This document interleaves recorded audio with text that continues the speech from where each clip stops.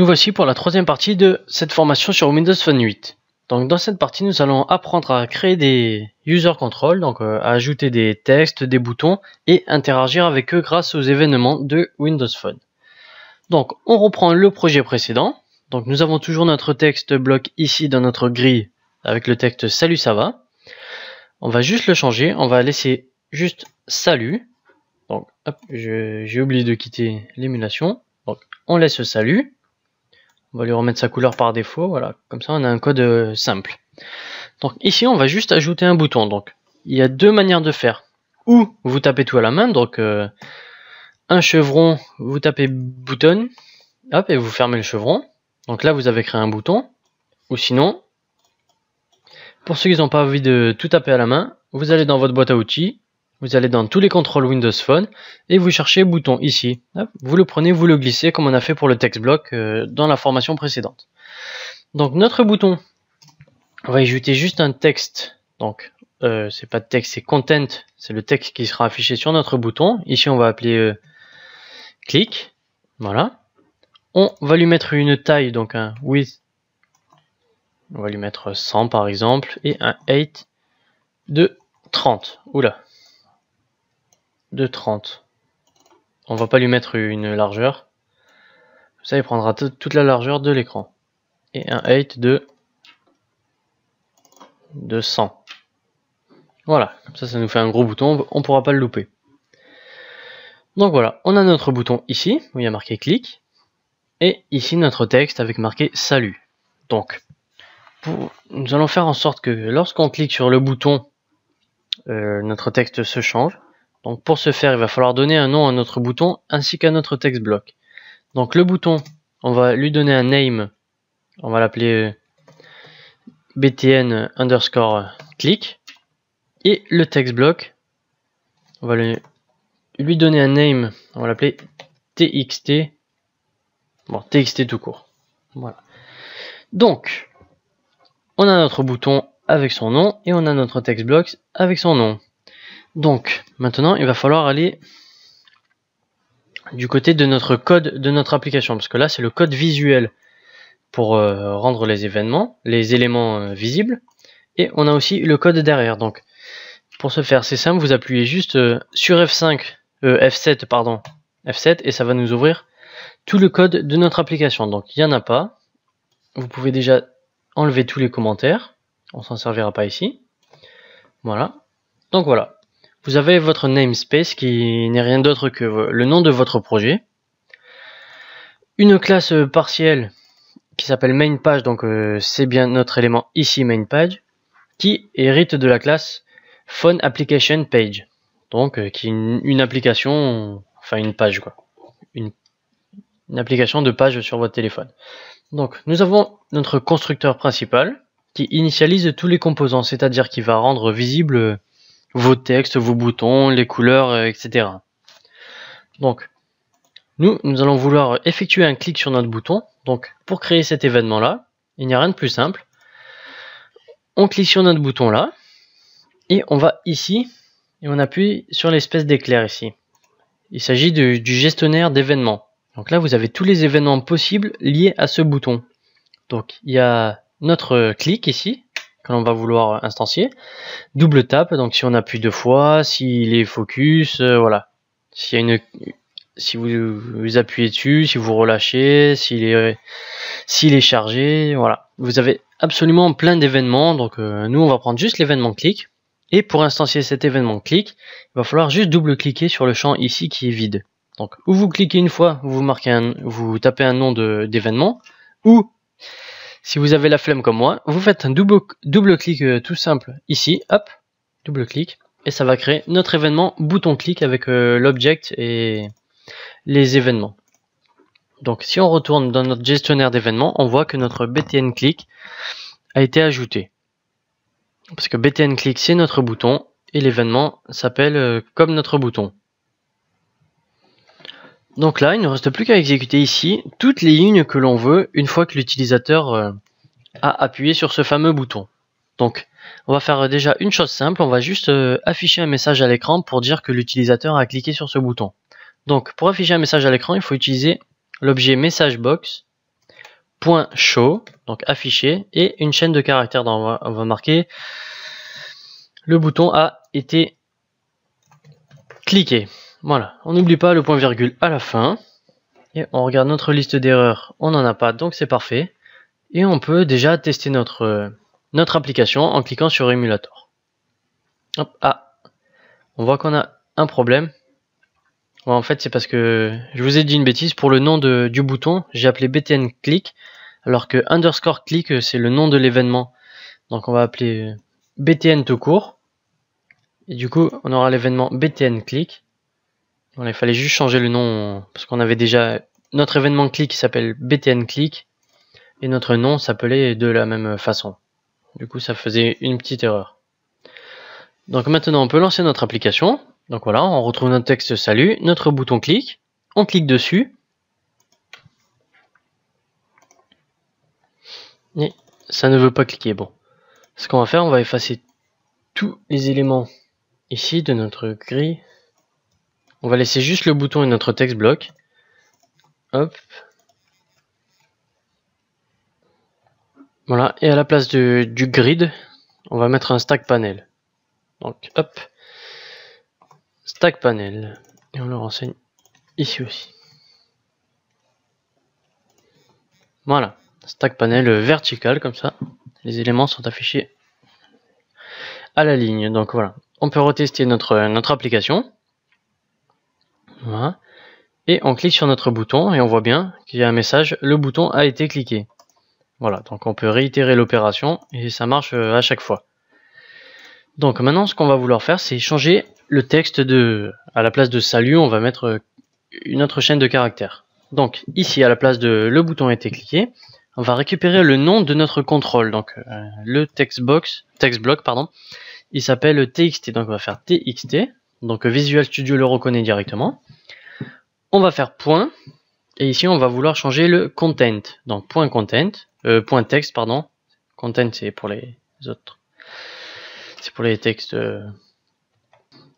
pour les text box. Ici, on a un text block. Donc txt.text est égal à ça va, par exemple. Voilà. Donc on peut tester. On fait un F5 pour lancer notre émulateur. Alors, donc ici, il y a marqué salut. On clique et il y a marqué ça va. Voilà, donc maintenant on sait comment gérer un clic sur un bouton. Donc il s'agit d'un événement. Donc voilà, maintenant ce qu'on va faire, c'est créer un événement. Dès que la page est chargée, ça va nous afficher un message comme quoi la page a bien été chargée. Donc pour ce faire, il faut cliquer n'importe où entre toutes ces lignes de code. Donc on va cliquer là par exemple. Et ici vous avez également une liste d'événements liés à la page entière. Donc on va prendre l'événement loaded. Donc au chargement de notre page, on va exécuter un message box.show. La page a bien été chargée. Et on teste. Donc normalement ça doit nous afficher un message dès que la page est complètement chargée. Voilà.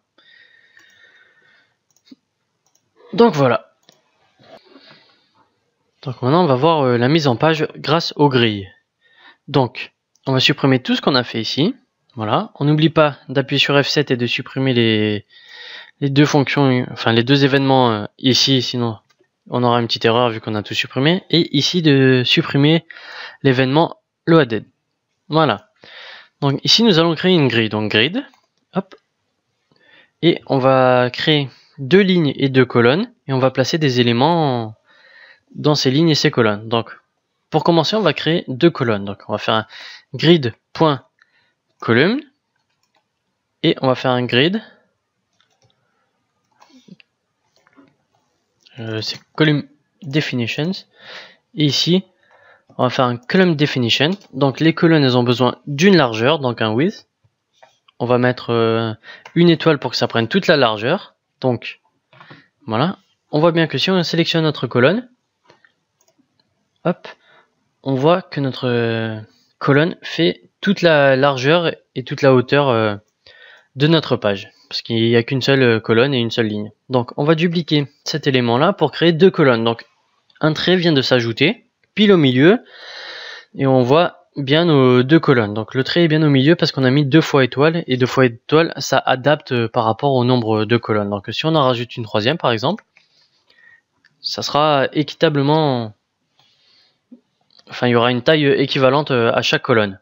Donc nous on va en laisser que 2 et on va faire pareil, on va créer 2 lignes. Donc grid.rowDefinitions et rowDefinition. Hop, je me suis trompé ici, hop, rowDefinition, et on va vouloir cette fois-ci une hauteur, donc un 8, et on va faire pareil, on va mettre une étoile et on va dupliquer cette ligne là. Voilà, du coup on va dézoomer un peu ici, on va mettre 66% pour voir notre page en entière, dans son entièreté. Voilà, donc on voit bien qu'il y a 4 cellules, donc 2 lignes et 2 colonnes, ce qui nous fait bien 4 cellules. Donc maintenant on va essayer de positionner des éléments dans ces cellules là. Donc par exemple on va créer un text block. Donc ici text block, comme texte on va lui mettre cellule 01, enfin on va mettre hop, cell 01 et colonne 01. Hop, on ferme. Donc on voit que notre élément s'est créé, mais il s'est pas créé dans cette colonne là. Enfin dans cette colonne, dans cette cellule là, en fait il est juste derrière. Donc si on redimensionne notre grille, bon, l'élément est présent, mais en haut à gauche de notre grille, il n'est pas présent physiquement dans cet élément là. Donc on va faire grid.column est égal à 0 et grid.row est égal à 0. Cette fois-ci, notre text block est bien à l'intérieur de la première cellule. Donc on va mettre ici 0, 0 plutôt, vu qu'on commence à 0. On va juste dupliquer 3 fois de plus ces lignes-là pour en avoir 4. Donc là, on a les 4 éléments exactement au même endroit. C'est pour ça que le texte apparaît un petit peu en gras, parce qu'il y a les 4 éléments au même endroit. Maintenant, on va créer, pour le deuxième text block, on va le mettre dans la ligne 0 et dans la colonne 1, parce qu'on fait 0 et 1. Donc, ça va être colonne 1 et ligne 0. Voilà. Donc notre élément s'est placé. Donc on va mettre celle 1, 2, 3 et 4. La troisième, on va vouloir la placer dans la première ligne, enfin dans la deuxième ligne théoriquement, on est en 0, une ligne et une. Donc dans la ligne 1 et dans la colonne 0. Donc voilà, notre élément c'est bien placé. Et la quatrième, on va la placer dans la première ligne et première colonne. Hop. Voilà, donc du coup, on a placé nos éléments. Donc on peut redimensionner tout ça. Et ça s'adaptera automatiquement à n'importe quelle résolution. Donc c'est assez responsive. Voilà. Maintenant, si on veut afficher par exemple un bouton qui prend toute la largeur en bas de cette grille, eh bien, on ne pourrait pas le rajouter dans la grille ici. On va faire un essai, button, content est égal à bouton, hop, voilà. Le bouton ne se voit pas, il sera positionné par défaut dans la première cellule. Or, nous, on le voudra en bas et qui prendra toute la taille. Donc, il faut, pour cela, il faut encapsuler notre grille dans un autre élément, car on ne peut mettre qu'un seul élément par rang. Donc, si par exemple je déplace le bouton et je le mets ici, Visual Studio va nous dire qu'il y a une erreur, parce qu'en fait il nous faut qu'un élément par rang dans phone phone application page. Il ne faut qu'un élément par rang. Ici nous avons un élément par rang grid et un élément par rang bouton. Donc Visual Studio n'aime pas ça. Donc ce qu'on va faire, c'est qu'on va encapsuler tout ça dans un stack panel. Donc stack panel, hop, on copie la fin ici, voilà. Du coup, tous nos éléments sont bien placés. Et notre bouton apparaît bien en bas de notre grille. Donc maintenant, notre grille prend pas toute la largeur de l'écran. Enfin, toute la largeur, oui, mais pas toute la hauteur. Donc pour ça, il suffit de modifier la hauteur de chaque ligne. Par exemple, on peut mettre 300 par exemple, et 300. Voilà. Ou vous pouvez augmenter. Donc on va déjà tester ça pour voir à peu près ce que ça fait dans notre dans notre émulateur. Donc on voit bien nos 4 grilles et notre bouton juste en dessous. Donc admettons que nos grilles font plus de 300 de hauteur et que notre bouton disparaît en bas de l'écran. Donc on va faire un exemple concret. Donc au lieu de 300, la hauteur des 2 lignes, on va mettre 400. Donc ici on ne voit plus notre bouton et on relance notre émulateur. Donc on va voir ce qui se passe. Voilà, ici on voit nos 4 cellules, mais impossible d'afficher le bouton même en cliquant et glissant l'écran. Donc on va faire en sorte de pallier à ce problème. Donc nous allons afficher notre bouton grâce à un scroll de l'écran. Donc pour ce faire, il ne faut pas utiliser Stack Panel ici parce que Stack Panel en fait ça a une taille fixe, enfin une hauteur fixe etc. Mais on va utiliser un scroll viewer qui permet de faire un scroll de l'écran quand les éléments dépassent de cet écran là. Donc par exemple ici notre bouton est placé juste ici, donc il dépasse de notre écran. Et vu que c'est le cas, ça va nous créer une barre de scroll qu'on pourra scroller avec la souris, donc avec le doigt si vous avez un Windows Phone. Donc à la place de Stack Panel, vous allez marquer Scroll Viewer, ici, voilà. Scroll Viewer. Et nous avons une erreur parce que c'est le même principe que tout à l'heure. Scroll Viewer admet un seul parent et ici on en a 2. Donc finalement, on va remettre notre Stack Panel. On va englober notre grille et notre bouton. Voilà. Donc, rien n'a changé dans le côté de notre éditeur visuel. Mais si on lance notre émulateur, on va voir qu'on va pouvoir scroller l'écran pour afficher notre bouton. Voilà. On peut scroller. Voilà, il y a une petite animation si vous scrollez un peu fort. Et on voit bien notre bouton. Vous pouvez scroller l'écran. Donc, vous pouvez faire une application avec plein d'éléments. Même plein de texte et vous pourrez scroller votre application assez rapidement. Pourtant on n'a rien fait de spécial, on a juste ajouté un parent scroll viewer dans notre stack panel. Voilà, du coup on peut afficher notre bouton et afficher des pages un peu plus grandes que par défaut. Donc maintenant au dessus du bouton on va ajouter une image. Donc on va faire image et on ferme. Donc Visual Studio simplifie la mise en place des images. Donc on va cliquer ici sur propriété de l'élément sélectionné. Et on va chercher notre paramètre source. Donc dans commune et ici on voit source. Maintenant pour attribuer une image à notre balise image, il va falloir cliquer sur la petite flèche ici et sélectionner une image que vous avez déjà dans votre projet. Donc évidemment ici nous avons un projet vierge. Mais il y a tout de même des images par défaut qui correspondent aux tuiles par exemple. Donc, et de l'image qu'on a modifiée tout à l'heure, par exemple moi c'est AGT_web. Donc je vais cliquer sur ça.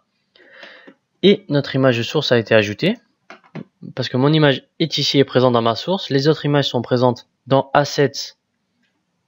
Donc dans Assets il y a 2 images et dans Tiles il y a les autres images pour les tuiles. Donc on peut lancer notre application une fois que vous avez ajouté une source à votre image. On va lancer l'émulateur. Voilà, on scrolle et on voit bien que l'image a été rajoutée assez rapidement en quelques lignes. Donc voilà, vous pouvez par la même occasion redimensionner des images. Voilà, vous avez plein de paramètres. Je vous laisse naviguer un peu dans le panneau de propriétés ici. Vous avez énormément de propriétés. Par exemple, la taille de l'image, width, on peut mettre 50 pixels, voilà. Vous avez plein de paramètres, je vous laisse regarder par vous-même. Donc maintenant on va tester les champs de texte normaux, puis les champs de texte de type password pour entrer les mots de passe pour ne pas qu'ils soient affichés. Donc ce qu'on va faire, je vais juste commenter tout ce qu'on a fait avant. Donc ici, voilà. Et je vais juste rajouter un text box, ou un text block d'abord, et après on va rajouter un text box. Voilà. On va lui rajouter un texte. Ici, un text block. En dessous, on va rajouter un text box. Comme ça, on va voir la différence. Texte est égal à, ici, un text box. Hop, hop. Voilà. Déjà, dans l'éditeur, vous pouvez voir la différence entre les deux et on va mettre un password box. Enfin, on va pas mettre de texte, voilà. Donc, on va tester tout ça. F5. Donc, ici, un text block. Donc, comme vous l'avez deviné, le text block sert simplement à afficher un texte. Donc, on ne peut pas le modifier ni rien. Donc, c'est comme un label si vous avez fait du WPF. Donc, ici, un text block, c'est un label, un texte. Ici, un text box, c'est un texte que l'on peut modifier. On peut lui préciser des paramètres, je vais vous les montrer après. Par exemple, pour afficher que des numéros ou des adresses email ou des sites web. Et ici, un password box. Donc, vous allez rentrer un caractère, il va se transformer en petit rond noir, histoire que l'on ne voit pas votre mot de passe. Voilà. Donc, pour le text box, on va regarder les différents types de clavier. Il faudra aller dans le paramètre Input Scope. Voilà. Et dedans, vous avez par exemple Email. Vous avez aussi Number. Donc, on va tester Number. Donc théoriquement, vous aurez la possibilité de ne rentrer que des numéros.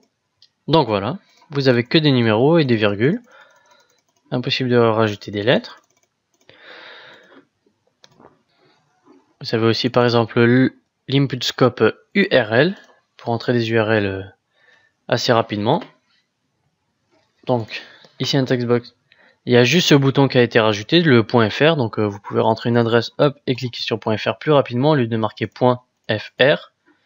Voilà, donc on peut voir avec le password box la différence. Il y a juste ce bouton qui est rajouté en fait. Donc comme contrôle, vous avez aussi des radio-boutons. Radio-bouton, hop. Voilà, vous avez un radio-bouton. Vous avez aussi des checkbox. Checkbox. Voilà. Donc le radio-bouton, vous pouvez le cocher mais pas le décocher. Le checkbox, vous pouvez la cocher et la décocher. Vous pouvez voir également des sliders. Donc slider. Hop. Hop. Un slider assez sympa ici. Voilà. Donc pour le slider, vous pouvez mettre un minimum, qui par exemple est de 1. Un maximum, non, c'est pas ça, maximum, qui sera de 100 par exemple. Donc, égal 100. Et une valeur par défaut, on va mettre à 50. Donc le curseur sera au milieu.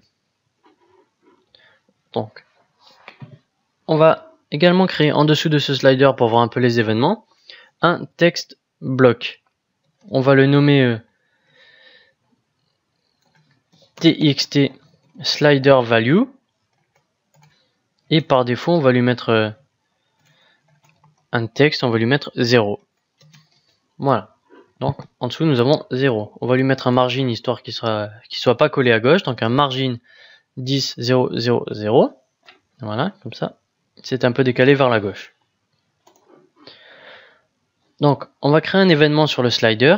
Donc, dès qu'on va bouger notre slider, donc sa valeur va changer. Et notre text block va afficher la valeur en temps réel de notre slider. Donc on clique sur le slider.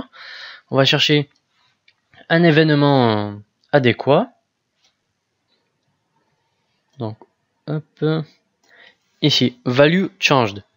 Donc, à chaque fois que la valeur va changer, ça va faire appel à cet événement. Donc, comme tout à l'heure, on double-clique sur le champ de texte ici. Ça nous crée notre événement slider underscore, le nom de notre événement, donc value changed. Et on va récupérer notre text box qui s'appelle txt underscore slider value. On va lui mettre comme texte la valeur de notre slider. Donc pour ce faire, on va devoir récupérer notre slider qui s'appelle, ou qui va s'appeler my slider. Donc on va de suite nommer notre slider. Donc ici on va lui rajouter un name et on va l'appeler my slider. Et ici dans MySlider, on va faire .value pour récupérer la valeur, .toString, parce qu'il nous faut une chaîne de caractères pour l'afficher dans un texte. Donc on va créer une condition. Donc on va rajouter en attribut un booléen que l'on va appeler startSlider et on va le mettre à false dès le chargement de notre page. Et une fois que notre page est chargée, donc dans main page, on va faire slider égale true. Comme ça, on va pouvoir faire un if startSlider est égal à true. On exécute cet événement ici pour pour modifier la valeur du texte par rapport à la valeur du slider. Donc si on met cette condition, c'est parce que sinon l'événement à la création de notre slider va détecter un changement de valeur parce que notre slider n'existe pas et on lui met la valeur 50 par défaut, donc il va lancer l'événement, alors que MySlider et TextSliderValue ne sera pas encore créé dans notre page. Donc c'est pour ça qu'il va falloir mettre une condition. Donc ici un booléen startSlider quand la page est entièrement chargée, comme ça nos deux composants seront entièrement chargés dans notre page et pourront afficher la valeur. Donc on lance l'émulateur. Voilà, donc on a notre slider à 50 et notre champ à 0 parce qu'on a bloqué au démarrage. On peut modifier notre slider et on voit que notre text block affiche la valeur du slider. On voit bien que le maximum c'est 100 et le minimum c'est 1. Voilà. Un événement simple qui pourra peut-être nous servir.